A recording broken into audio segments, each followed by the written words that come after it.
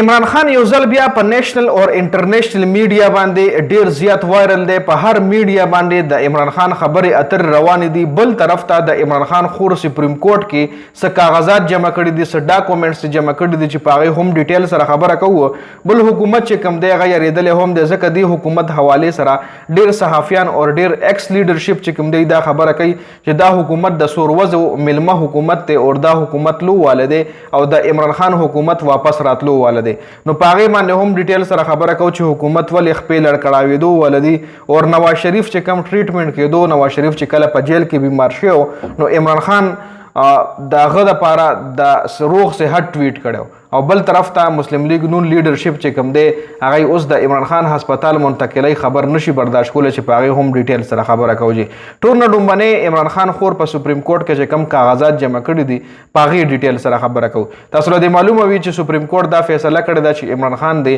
د اډیاله جیل نه شفا انټرنیشنل هاسپټل ته د ټریټمنټ دپاره منتقل کړلی شي چې په هغې باندې د مسلم لیگ نون صحافیان چې کوم دي څه خو د دې فیصلې په فیور کې دی او څه پې اعتراض کوي. وایي چې موږ به عدالت ته دوباره د نظرثانۍ درخواست ورکوو چې دا فیصله عدالت غلطه کړې ده، دوباره د ریویو کی. نو د عمران خان خور سپریم کورټ کې کاغذات جمع کړي دي چې کله نواز شریف بهر ملک ته تلو نو هغه وخت د جج څه فیصله وه نو هغه فیصله چې کوم دی هغه هم د عمران خان ټول ډاکومنټس را جمع کړي دي او هغې په سپریم کورټ کې جمع کړي دي. زرداري ته جیل کې چې کوم سهولیات ورکړل شوي د هغې هم یو لمبا چوړه لیست چې کوم دی هغه د عمران خان خور تیار کړي دي او سپریم کورټ کې جمع کړي دي. د مریم نواز کله چې نواز شریف په جیل کې نو مریم نواز به چې کله ملاقات ته راغی نو ملاقات پې کله کېدو، څو ځله ملاقات شوی دی او یو ملاقات په څومره وخت کې مطلب کېدو به نو هغه مکمل ډاکومنټس هم را جمع کړي دي او په سپریم کورټ کې جمع کړي دي. بل چې انټرنیشنل سطح باندې د عمران خان دپاره کم اوازونه اوچت شوي دي، یعنی کم کرکټرز یا سیاسي کسانو د عمران خان په فیور کې بیانات جاری کړي دي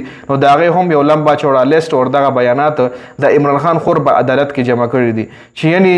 مخکې څه شوي دي او اوس څه کېږي. مخکې لیډرشپ ته ریلیف ملو شوی د ټریټمنټ دپاره لندن ته تللی او اوس عمران خان ته څه کېږي دا ټول ډاکومنټس چې کوم دي عدالت ته جمع کړي چې دا فیصلې وګوره. یعنی تاسو خو اوس د مسلم لیگ نون حکومت وایي چې د عمران خان هسپتال منتقلي فیصله ټیک نه ده نو دغه ټول ډاکومنټس د عمران خان خور را جمع کړي دي چې دی زمونږ دا فیصله نشي برداشت کولی چې د اډیاله جیل نه بهر هاسپټل کې د عمران خان ټریټمنټ وشي او دی لیډر چې کوم دی د ټریټمنټ دپاره بل وطن ته تللی دی، یعنی هغې ورپسې هم پوره شجره راویښ کېده. بل حکومت چې کوم دی تاسو له ما په دې ویډیو کې هم وي چې حکومت د سوروزو میلمه نو د حکومت یاره شروع شوې ده ځکه عمران خان هسپتال ته منتقلي فیصله باندې حکومت د نظرخانۍ درخواست ورکړی دی چې د یو قیدي پرایویټ هسپتال کې علاج نشي کېدی. یعنی مسلم لیگ نون حکومت وایي چې د عمران خان ټریټمنټ به خو پیله په اډیاله جیل کې کېږي. اډیاله جیل کې چې کوم هاسپټل دی په هغې کې به کېږي، که چېرې په هغې کې د هغې علاج نه کېږي نو بیا بهر چې کوم سرکاري هسپتال دی په هغې کې به کېږي. که چېرې هغې کې سرکاري هسپتال کې علاج ضرور پکار دی،